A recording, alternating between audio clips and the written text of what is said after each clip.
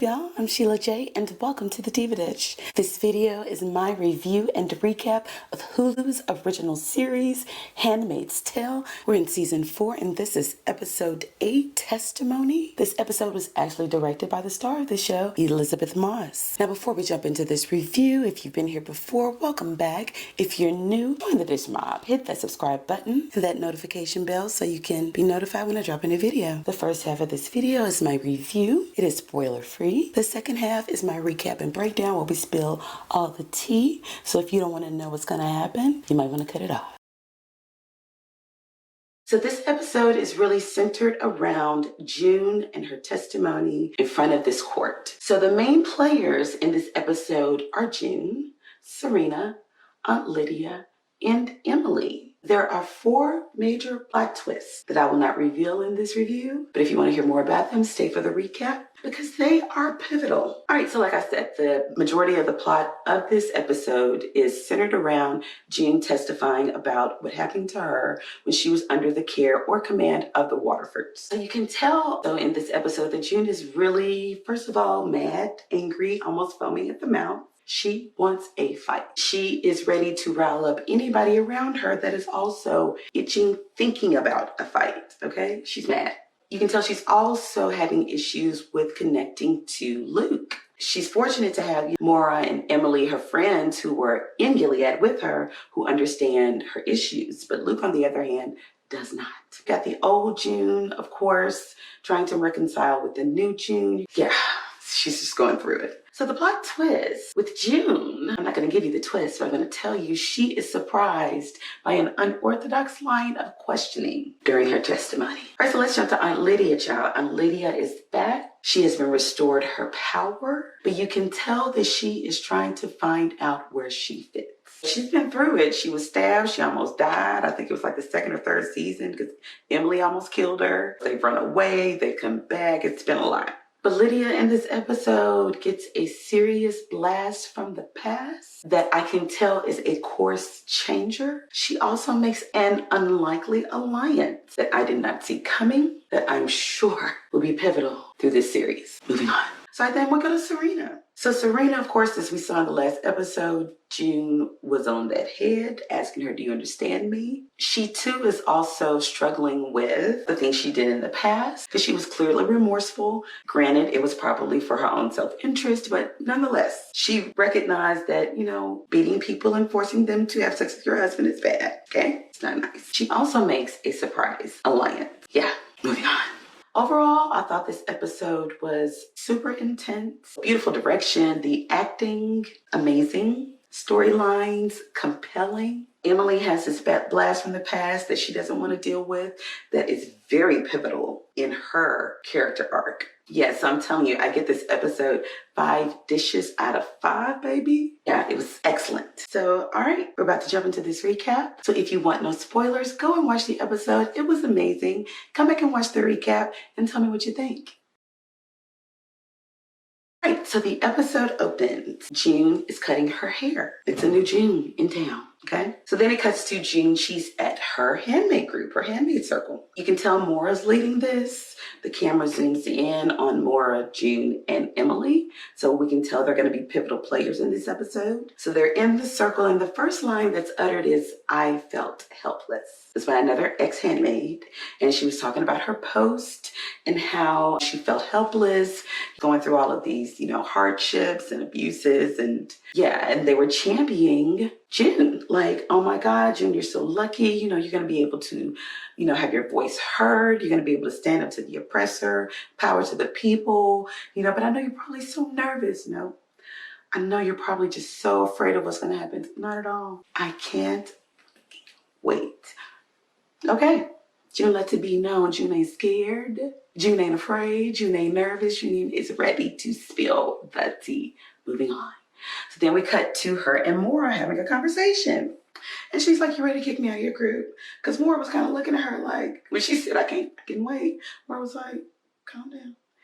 So she's like, no, Maura's a nice girl. She's like, you'll find your way. So June is like, I really don't have anything in common with these girls. Journaling, talking about our feelings, forgiving. And Maura was like, I don't understand. June was like, they're not angry. Maura was like, how do you know they're not angry? Because they're not foaming at the mouth like you. Then we hear this ruckus. There's this woman chasing after Emily, saying, I want to talk to you. I need to talk to you. How are you doing? How are you feeling? How have you been? And Emily's like, so June comes up. Of course, June foaming at the mouth, child, looking for a fight. So she comes up. She's like, what's going on? So the lady bags back. She's like, here's my number. Give me a call. I just want to talk to you, see how you're doing. So Emily lets the paper drop. She walks off. June's like, what the? And then Emily's like, I'll see you at the house. Whatever. She don't want to talk about it. They cut to Luke, June, and Maura's house, and Emily's there. They're all eating dinner. So everybody's talking, regular talk.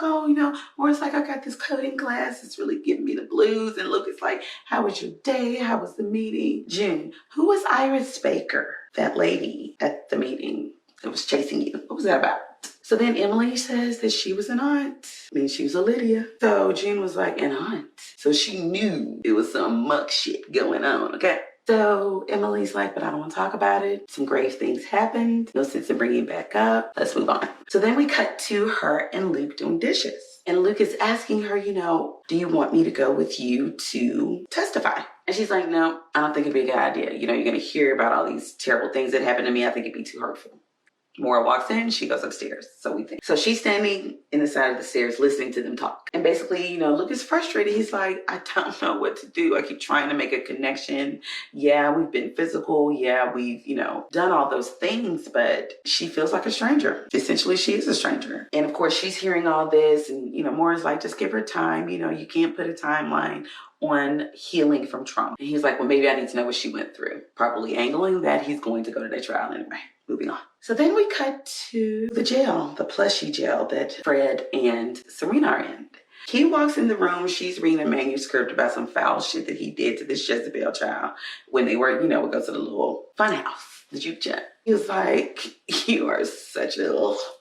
And he was like, yeah, splendid reading. She was like, because we're going to court, you think this is a game? The court believed her. It got in. But he's like, why do you have me here? And she's like, because you need to get yourself together. The last trial, you were rolling your eyes. You need to be rolling your eyes. You don't need to be licking your lips. You don't need to be nodding your head. You need to call a June. You don't need to call an Alfred. You need to get yourself together. Okay? I'm not losing this baby or custody of this baby because of you. So he's like, well, if you really wanted me to do well, why don't you come with me? She's like, am I going to want you? And he says, why? You want you to think that you're scared? No, I'll see you in the morning. Exactly. Moving on. Whew. Okay. So we cut to Gilead. Dun, dun, dun. Lydia walks upstairs to some handmaids scrubbing some floors and washing some windows. Looks like a cathedral that they stole. And there are some new aunts there. Well, she knows them. So they kikiing, probably kikiing her old dumbass. And she walks over. She was like, gossip is of the devil. Y'all need to be gossiping. And they're like, we're just happy you're back, Lydia. She sensed the shade and was like, really? They're like, yeah. So then it's like Lydia morphed into just this mean monster and was like, you're not cleaning that right. You put your bag into it. And then counterprods the handmaid for no reason. And then when Ruth come over, baby, she counterprod Ruth. What's your problem? Have you lost the few marbles you had, Lydia? You just got your job back. Girl, the girls don't do nothing to you. Whew. Lid flipped. Moving on. So then we jump to the courtroom. Jean is sitting outside, ready to come in. They say it's time. She comes in, they swear her in. And let the list begin. I was under Fred and Serena Waterford. They were my second pote.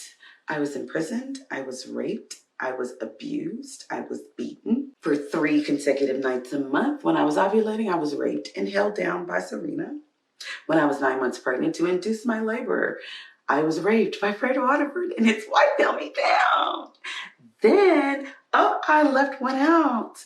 When she figured out that her husband was probably sterile, she had me sleep with the driver while she was in the room to make sure we were doing it. She also, while they were sitting downstairs drinking coffee, made Commander Lauren rape me against both of our, because they knew that he wasn't forcing her to have sex. And she threw Serena a little bone. She was like, the one time Serena tried to stand up for herself, she went in front of the council of the eyes or commanders or whatever and read from the Bible. And for reading, her finger was cut off. Her husband did not object. When I asked him about this brutality, he slapped the shit out of me and told me he would cut my tongue out of my head. Then she jumped back to, oh, I need to say this one more time. I was raped at 9 months so that they could induce my labor while his wife held me down. Fred raises his bitch ass up and says it was a holy ceremony. I'm sorry. Where else is the birth rate rising but Gilead? Because it's working. Sir, you're raping. I'm getting in order. You're kidnapping and raping women and using them as birthing machines. And now you have ones that grew up there that are handmade, easier to control because they've known nothing else. Diabolical, savage. Moving on. So then, yeah. So he sits down and a defense attorney stands up. So the judge is like, don't get too happy. This is not a trial. Keep your questions light. Baby, she jumps in, guns blazing. Didn't you have sex with a married man? You talking to me? I'm sorry, what? If I was you, I would have been like, no, I had sex with two. My husband and this mother right here while his wife held me down. So, everybody was like, calm down, you can't ask this lady that. And she was like, I'm just trying to show her deviant behavior as it relates to marriage and sex. Savage. Then she goes on to say, well, you knew what you were signing up for being a handmaid. And Jen was like, I did not sign up to be raped at 9 months pregnant. That's against even Gilead law. Okay? And she was like, my choices were to either be a handmaid or go to the colonies. Have you seen the colonies? Have you seen the women that were in the colonies? At least as a handmaid, I could wear clean clothes. I could have a bed to sleep in. I could not be subjected to, hazardous fumes in the damn coal mines. Girl, bye. Moving on. All right, so Lydia's in trouble, of course, because she acted a damn fool. Cattle prodding that handmaid girl that did nothing, and the Ruth that was kikiing at a dumbass. So she goes to Lawrence, because Lawrence is in charge. And she's like, listen, if this is about Ruth, she got in my way. Ruth is clumsy. Really? He was like, girl, bye. Lydia, stop. That's not what Ruth said. I really don't care, though. Look, you must be pretty pressed about the fact that June is out. Free as a bird. Singing like one, too. You know what your problem is? June knows how to make people like her. People don't like you. Yes, they do. No, they don't. But I can sympathize. They don't like me either. So she was like, are you going to terminate me? And he's like, no. Another plot twist for me.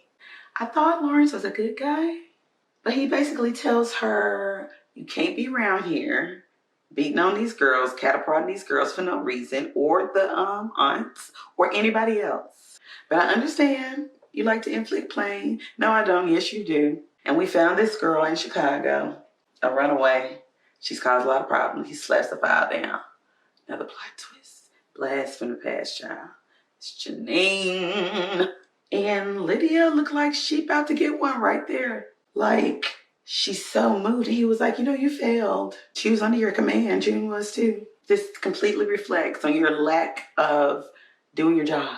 He was like, but I understand. Everybody needs an outlet. So do with her as you will. But the other handmaids and staff, I don't want to hear nothing else. Okay?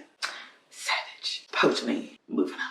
So in this next scene, we are back at the group. It is after June has testified. And you can bet she was steam pressed after that defense attorney, came for her. They are at the meeting. Baby June walks up with Iris Baker. Emily's like, Maura's like, June, can't you bring this lady up in here? And June was foaming at the mouth. She was waiting outside for Emily. I just brought her in. Emily, don't you want to see her? Don't you? So she sits her down, hands her a chair, and said, you wanted to talk, now talk. Whew. So basically, she was an aunt at her post before Emily met June. And she was having an affair with this Martha.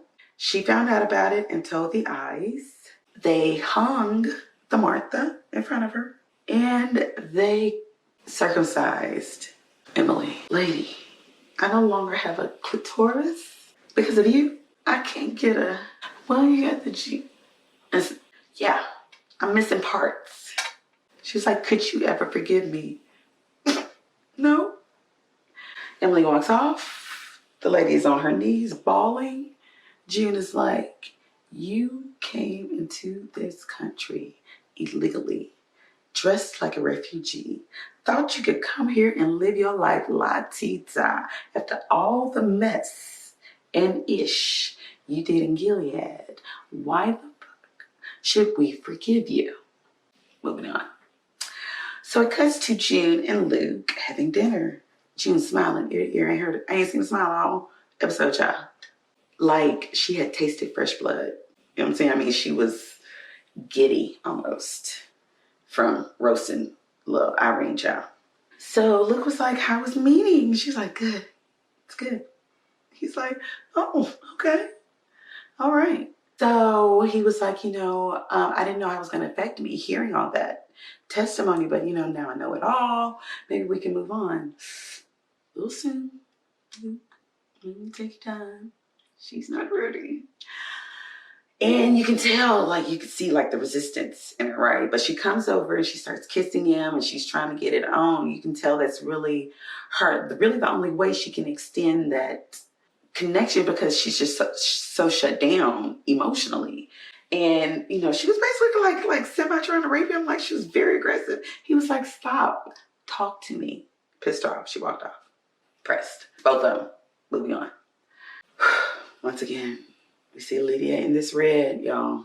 Danger. Baby, she comes in there to see Janine. And again, she's like, she's about to get one right there. She's so excited. And Janine, sent Lydia right on off. She was like, where's June? She's like, June is in Canada, that godforsaken place. And Janine was like, yes, I knew she would make it. I knew she would make it. She was like, I wouldn't be elated if I was you. She left you. And Janine was like, no, she did. She was like, yeah, she did. Gilead saved you. We pulled you out the wreckage. Gilead also bombed you. Don't forget that part. Gilead. Okay. So basically, she was starting the head game. Like, June thought you were too much trouble. That's why she left you. We're the only ones that are going to take care of you. And Janine was like, bump all that. I don't want to go back into service. So you have to find something else for me to do. I know how it goes here. It's going to be that way till I die, I'm sure. But I would rather die right now than go back into service. Baby, Lydia said, don't get off theatrical now. Give me a hug. Janine.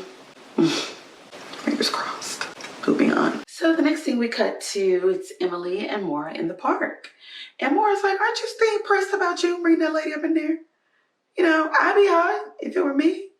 And Emily was like, it's fine. I said what I had to say.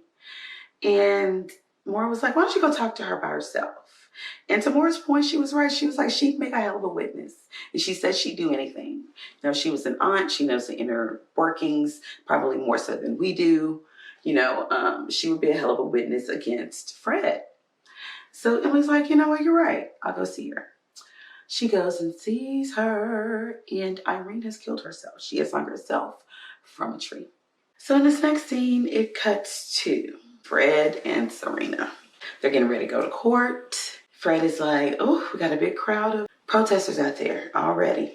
And Serena was like, did you mean what you said in court, about it being a holy ceremony, that God has rewarded us for being Gileadans? I guess that's what they call. By giving us this baby. Do you believe it? Did you believe all that? He was like, yeah, of course. Today.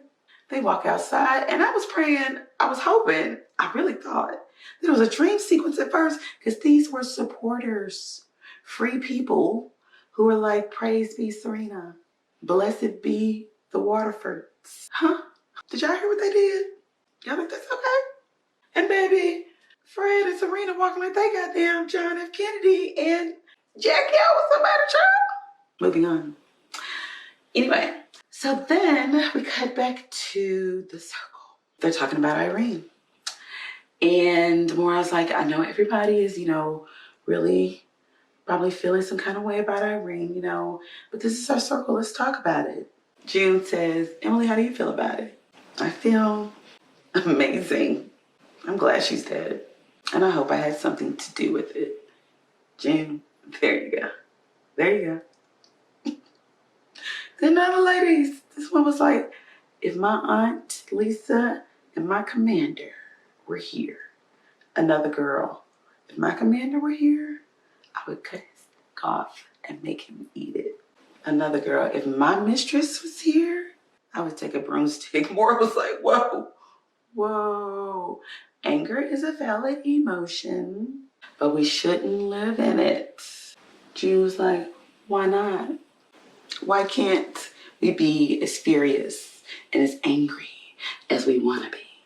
And I get it. It's like when somebody does you wrong, but everybody expects you to take the high road and look at you like you the asshole for having an attitude.